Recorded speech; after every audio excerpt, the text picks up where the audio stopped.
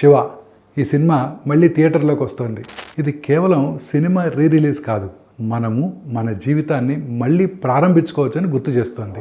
ఆ ఆలోచనకు నిజమైన ఉదాహరణ మిస్టర్ నాగార్జున. పని మరియు ఆరోగ్యం, విజయాలు మరియు సరళత మధ్య సమతుల్యత సాధించిన వ్యక్తి శ్రీ నాగార్జున. సూపర్ హిట్ సినిమాల నుండి అత్యధిక టీఆర్పీ పొందిన బిగ్ బాస్ వరకు ఆయన ఎప్పటికప్పుడు కొత్తగా ఆవిష్కరించుకుంటూ అసాధ్యాన్ని సాధ్యంగా చూపిస్తున్నారు. 65 ఏళ్ల వయసులోనూ శ్రీ నాగార్జున ఫిట్గా కనిపించడం అదృష్టం కాదు, క్రమశిక్షణ ఫలితం. ఆయన సూత్రం సులభం, తీవ్రత కాదు, స్థిరత్వం ముఖ్యం. ఉదయం లేవడం, సాదా ఆహారం, ధ్యానం, వ్యాయామం ఇవన్నీ ఆయన రోజువారీ అలవాట్లు.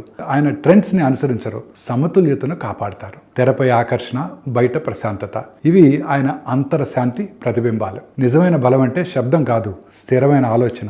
ఆయన చెప్తున్న సందేశం ఒకటే, వయసు పెరగటం అంటే ఆగిపోవడం కాదు, ఎదగటం.